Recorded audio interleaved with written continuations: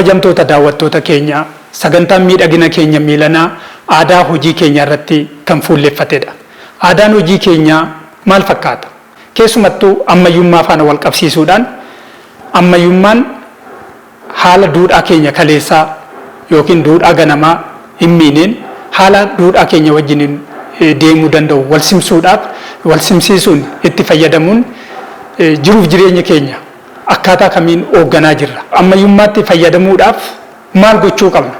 Isa kanaaf ogeessa saayinsii hawaasaa kaadhimamaa PhD obbo Asaffaa Baa'isaa affeerranneerraa turtiin keessan nu waliin haa ta'u. Waamicha keenya kabajjaniitoo asitti istiidiyoo keenyatti argamuu keessaniif guddaa isin galatoomfanna.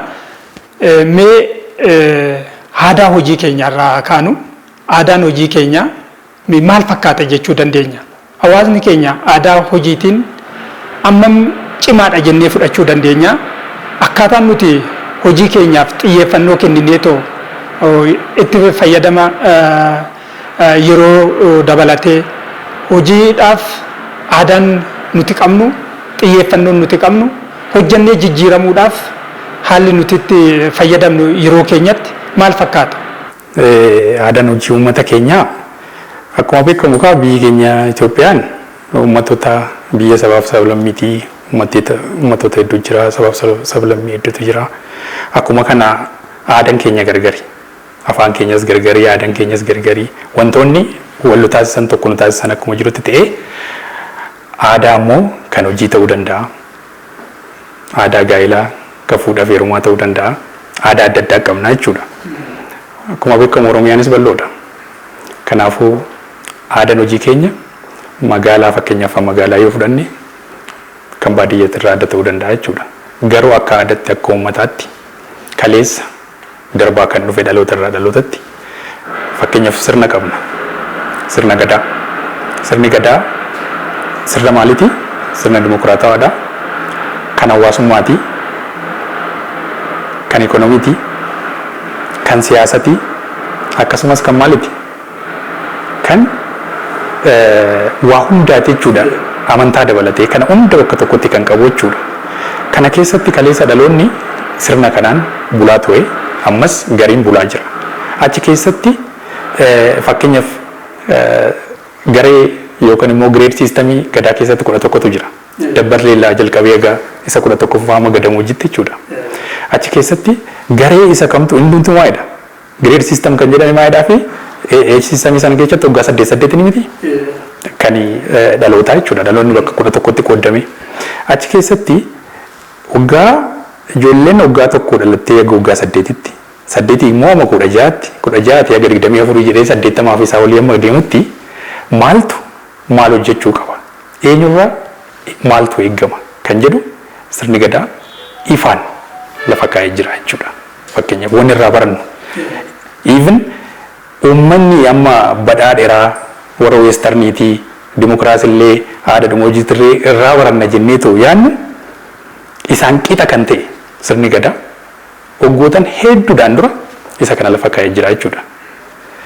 Kanaaf haala sirnaatiin yoo ilaalle sirni keenya waa'ee hojiitirratti aadaa hojiitirratti eenyurraa maal eeggama kan jedhu bifa bareedaa ta'een lafa kaa'ee bifa bareedaa saniin hojjechaa ture jechuudha. Akkasumatti deemaa ture jechuudha. Fakkeenyaaf dabballee hin beekta haga waggaa 8tti miti. Daa'imtan waggaa 8 maqaan illee ba'uufi maal jedhamu akkanumatti intala jedhamu. Yeroo eegumsa barbaadu waan ta'uuf jechuudha. Bakka sanitti maaltu oomtuurraan eeggamu jechuudha.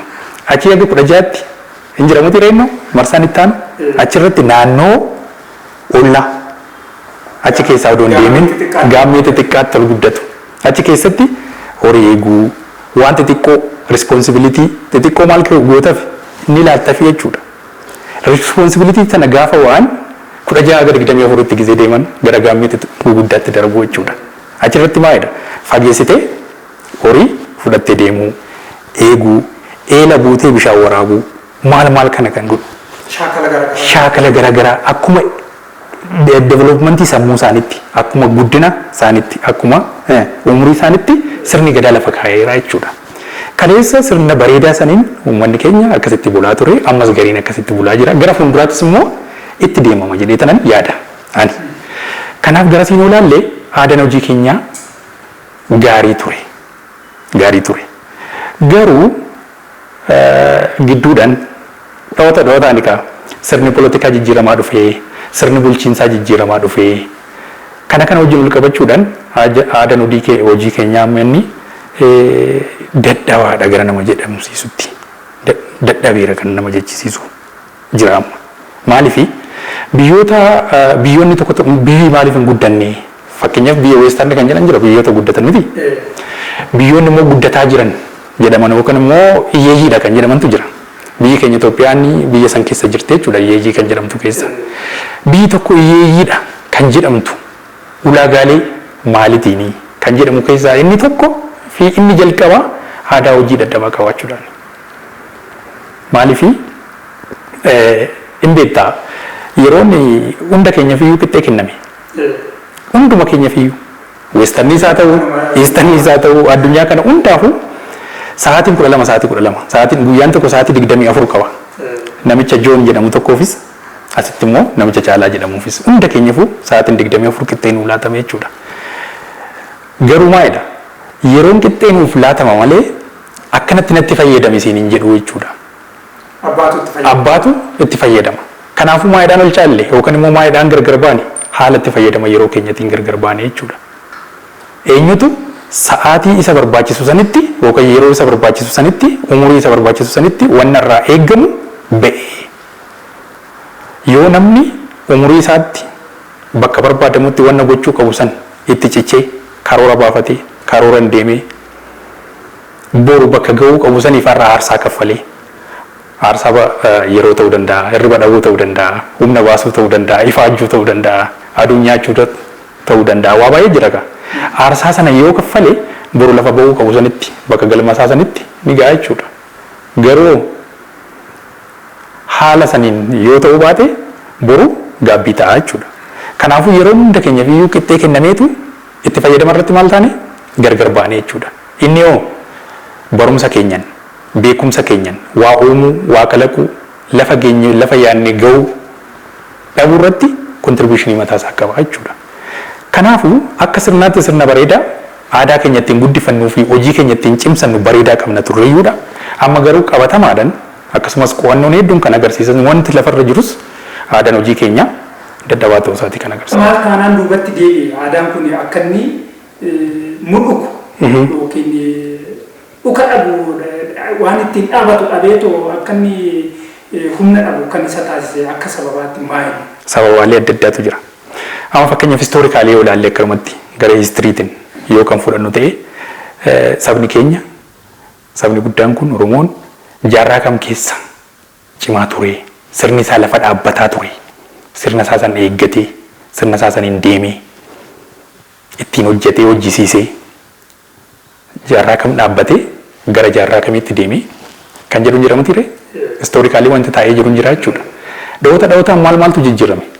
Haalli sirna siyaasaa jijjiiramaa dhufuu haalli sirna siyaasaa adda addaa jijjiiramaa dhufuu achumaan gara hin beekama ka sirna siyaasaa keenya garamitti akka deeme jechuudha.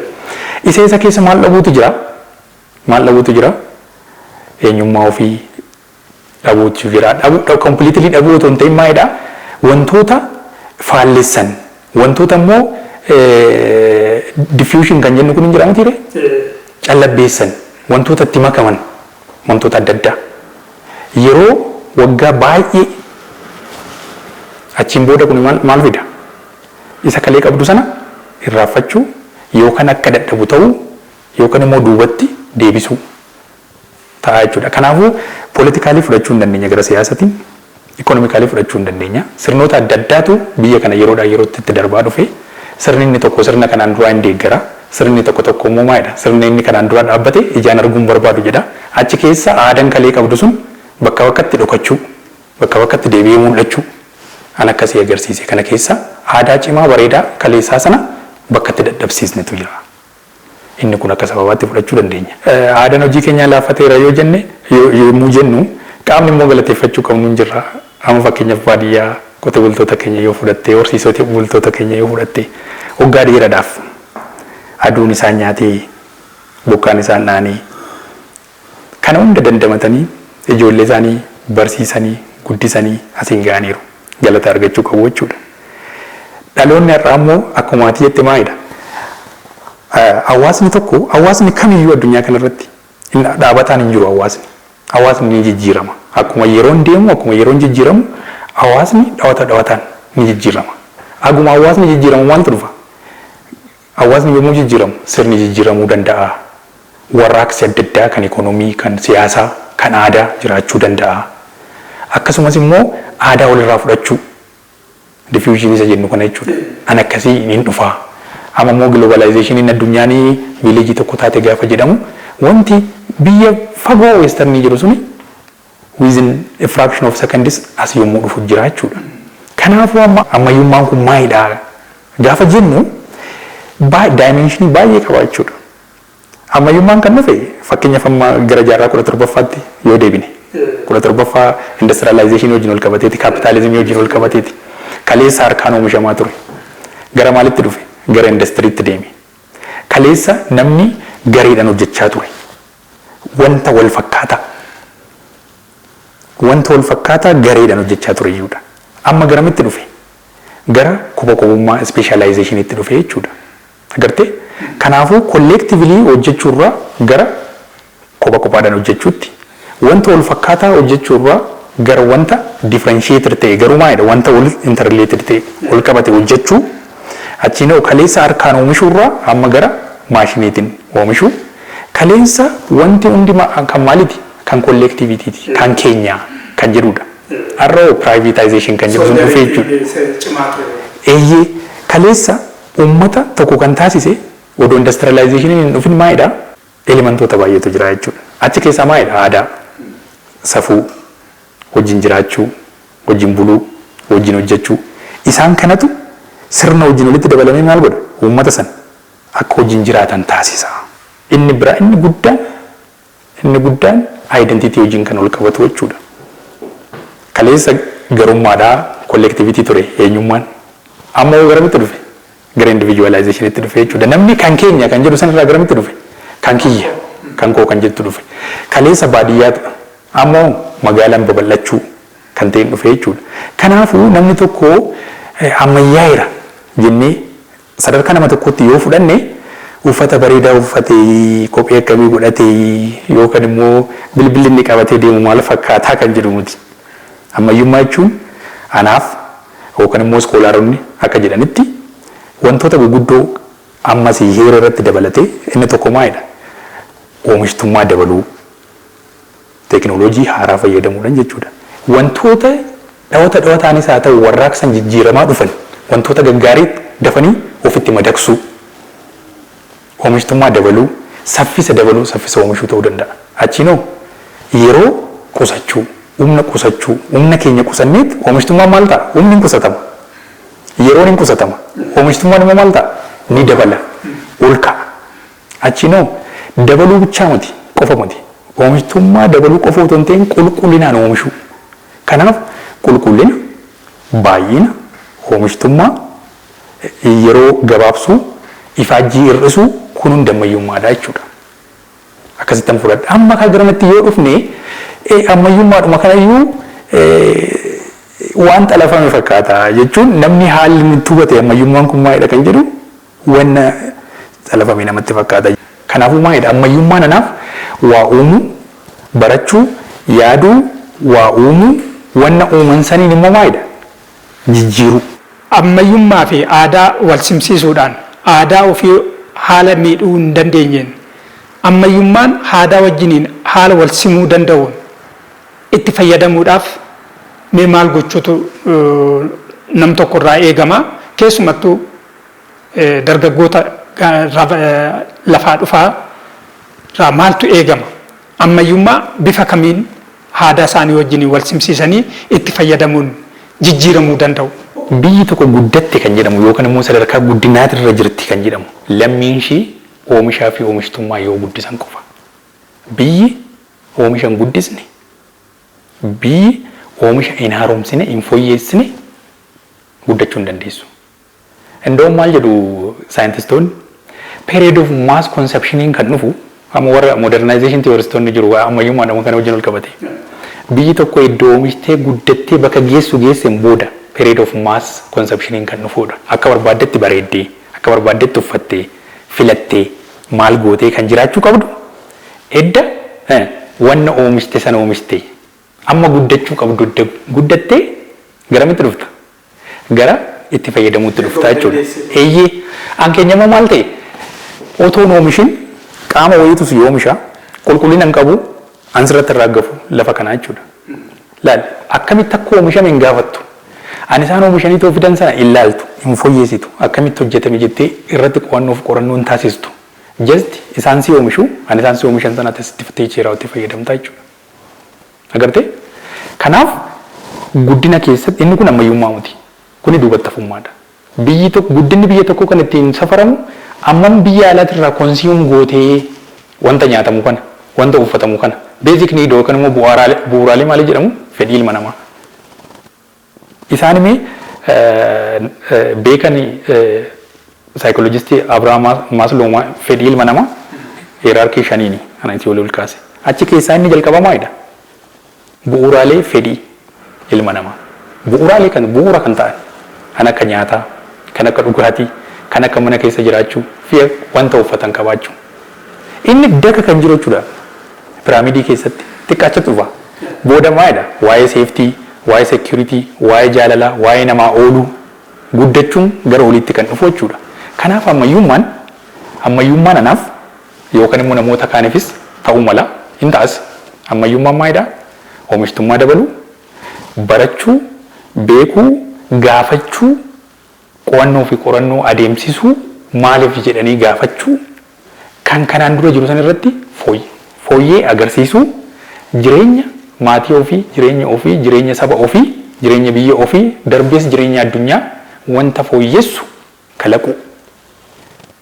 Ammayyummaa jechuun kanama. Malee uffata uffachuu tarii faabrikaan diizaayinii sana uumee ismaartifoonii akkasitti bareechee hojjetee tiiktookii uumee dhaloonni kun akka ittiin qabamu akka hin baranne akka hin hojjenne isumarra akka oolu kan taasise inni kaampaaniin suni inni ammayyaa'eera. Maaliifii 1,000tti kan gurguratu appilikeeshinii sammuun uume akkamittan dhala namaa atteenshinii isaa kaapchar godha kan jedhu san achitti uumaniiru seefidaniiru.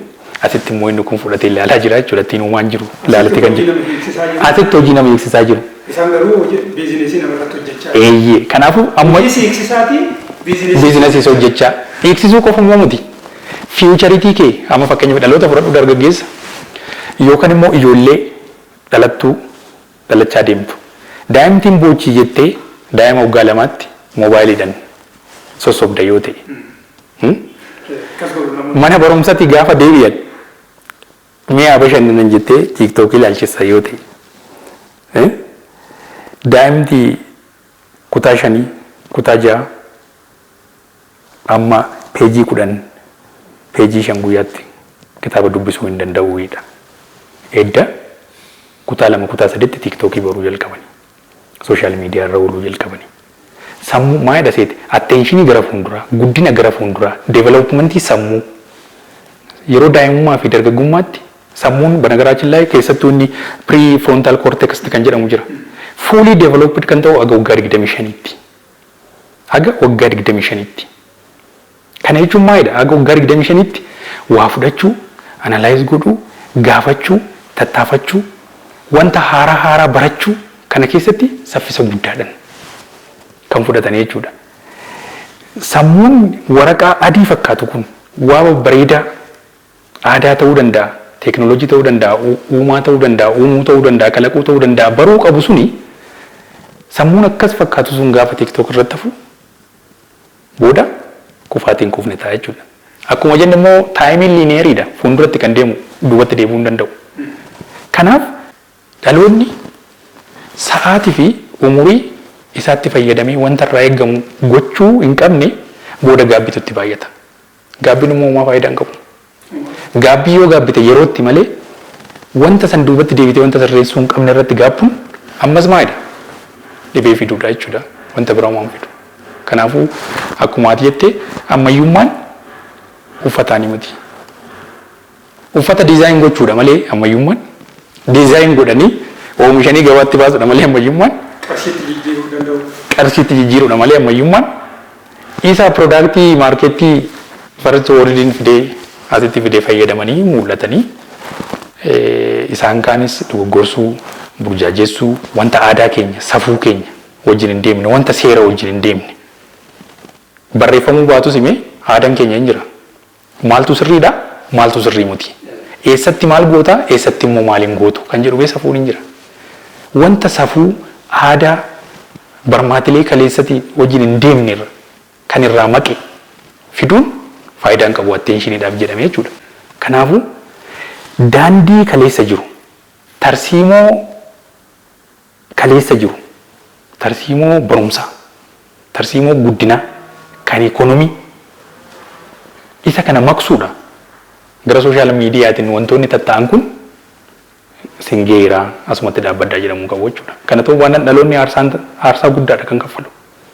Aarsaa boru sirreessuu hin dandeenye. Dhaloonni aaraan yookaan dargaggoonni duudhaa isaanii eeggatanii ammayyummaa wajjiniinis wal simsiisanii itti fayyadamuu akka isaan danda'aniif maatii irraa maaltu eegama? Ayyoota irraa ayyoonni maal gochuu qabu? Gahee isaanii akkamitti bahachuu qabu? Maaltu irraa eegama? Mootummaan as keessatti gahee isaa bahachuudhaaf maal gochuu qaba? Gahee akkamiitu mootummaa irraa eegama? Gaaffii bareedaadha. Inni guddaan akkuma jettee hundumtuu qooda fudhattoota hedduutu jira. Isaan keessaa inni tokko maatiidha. By the way, biyyi maatiidha kan fakkaattu. Utubaan biyyaa maatiidha.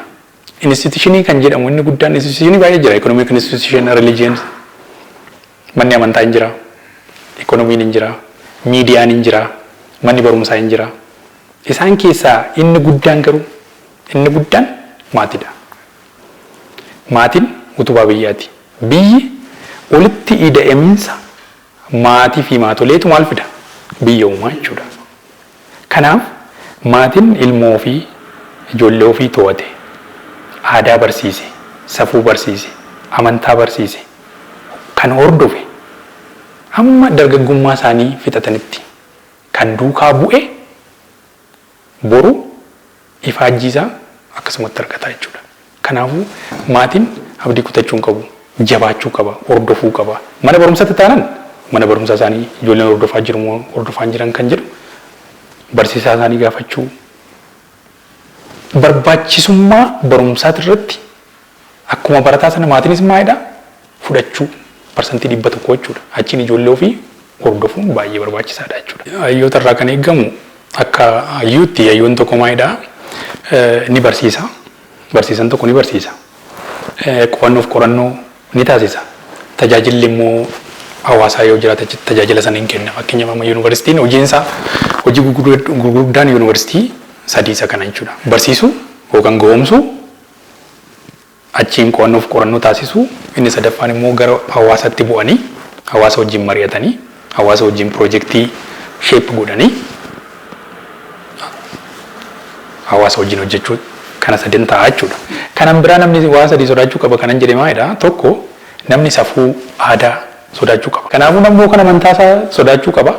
Yookaan immoo safuu fi aadaa biyyaa kabajee sodaachuu qaba. Yookaan immoo seera biyyaa eegee sodaachuu qaba. Kana keessatti hayyuun ijoolleen yookaan barattoonni isaa yookaan immoo dargaggeewwan isaa atteendii godhan kan akka kabajan gochisiisuu keessatti gahee olaanaa qaba jechuudha. Waamicha keenya kabajanii iddoo kanatti istiidiyoo keenyatti dhuftanii ogummaadhaan bifa deeggarameen haala kanaan ibsa bal'aa kana nuu kennuu keessaniif guddaa galatoomaa galata argadhaa.